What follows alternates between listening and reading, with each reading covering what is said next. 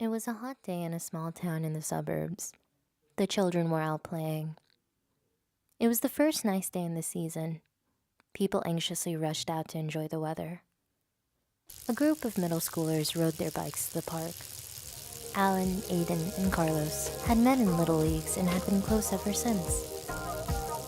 They rode through the neighborhood, passing several homes, and behind a tall fence was a man watching them.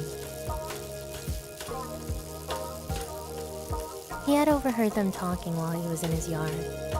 He had recognized their voices. He had seen them around. Excitement stirred within him, and his mind wandered off into unspeakable fantasies. The boys continued riding down the street quickly, making sharp turns every so often.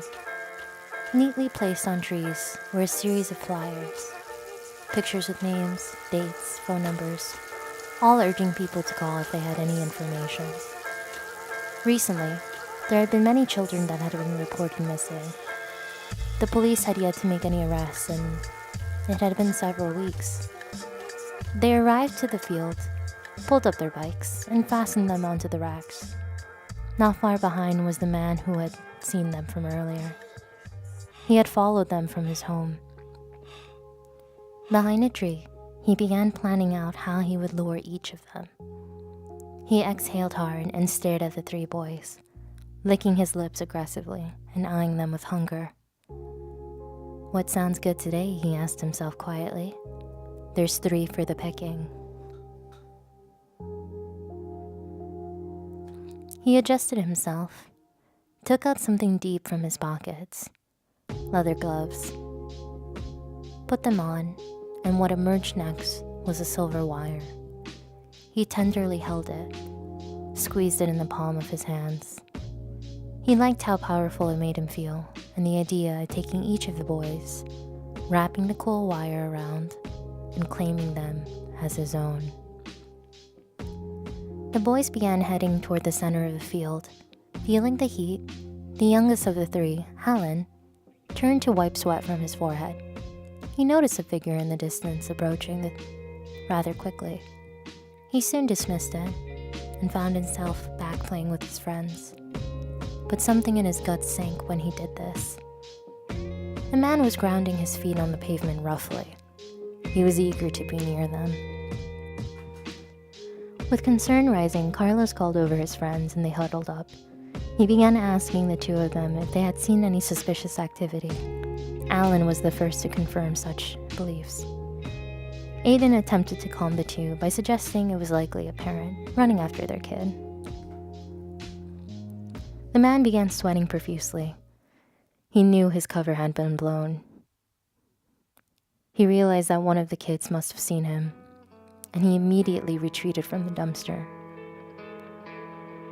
He calmed himself and walked over to the 3 while their backs were turned. When he was close enough, and he saw that they were turning, he asked the boys if they had played on a team, and the 3 simultaneously shook their heads. He quickly added that his son played on a team. More silence surrounded them, and it was Aiden who spoke up. "Where is your son?" he said. The man paused for a long time. He took too long to respond, he felt. "He's with his mother," he said. "He looks like you," he pointed to Alan, who nearly quivered in place. Aiden once again spoke up. "Do you have any pictures?" The man, feeling an itch rise from him once more, began scrummaging through his pockets, trying to build up some time. And that's when it hit the 3 of them. This man was more than suspicious. He was surveilling them. Carlos quickly cut him off, telling him that he didn't believe him or his kid's story. The man began feeling cornered and quickly became aggressive with the 3. His lips pursed and his eyes squinted hard. And he crouched down, low enough for them to hear. "Listen here, you little shits. I don't have to explain myself to you." And he attempted to take a step toward them. Aiden quickly lifted his bat and pointed it toward the man. Carlos soon joined, and Aiden mustered up all the confidence he could, and did the same. Carlos told the man firmly to leave them alone. The man attempted to grab the bat, but his hands got slammed down by the aluminum device from Aiden. He eyed the three of them one last time and bolted from the field. Nervous laughter erupted from the three as they sighed one last time, as they sighed in relief. Something deep in Alan held on. The boys brushed off the incident. However, Alan was no longer in the mood to play.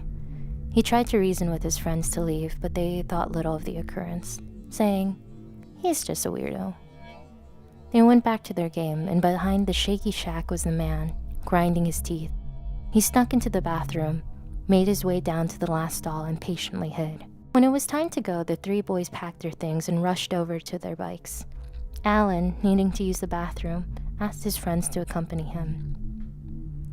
After a few mocking comments, he asked them to remain close, having a strange feeling that the man was not far.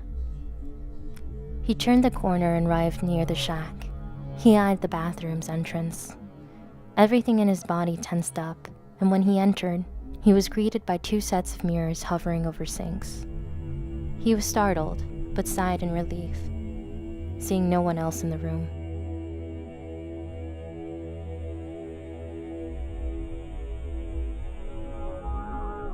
Alan began shaking nervously and looked underneath the stalls. No feet. He approached the first stall, opened the door aggressively, and stepped back in relief. Nothing. When he approached the toilet slowly, a fat rat jumped onto the toilet tank's cover and scurried past Alan. He laughed uncontrollably. He re-entered the stall, and just as he was about to close the door, he was shoved against the stall with force. He took a step back and saw shoes behind him. Struggling to align himself, the room shook. He tried to fight off the grip of the man, but he was overpowered. The man pinned his face toward the site to prevent him from seeing him, but Alan knew exactly who he was. And during the whole altercation, it was then that he realized where he had recognized the man from. A flyer he rode past that gave a similar description of the man seen around the area. The man covered Alan's mouth, and he screamed with all his might prior to being punched. This is where he would die, he told himself. He could not overpower this man. He was pinned, sore from the hits, and had no weapon to defend himself. The man grabbed him by the throat, and Alan swore he heard a slick object being removed. The boy closed his eyes to say one final goodbye. And then, his friends bolted through the door, and Alan found himself on the ground, coughing for air. During the struggle, the boy could not see everything, for his vision was blurred, but it was no mistake of the sound he heard. Aluminum bats. Aluminum bats on skin. The sound rang out in his ears. Heat rose from his face as he heard Carlos yell to Aiden to hold him down. And when Alan managed to gain himself, what he saw next would scar him forever. Was shoving the man's face down the toilet. Feeling paralyzed, all Alan can do was watch his friends and watch the scene play out. Carlos began flushing the toilet continuously as he heard muffled sounds from the man. Finally, he dropped his weight and stopped resisting and stood eyeing the man, eyeing the blood behind his head. Aiden took Alan by the hand, and Carlos following close behind. The three fled from the park. Little did they know of the horror that they had just released.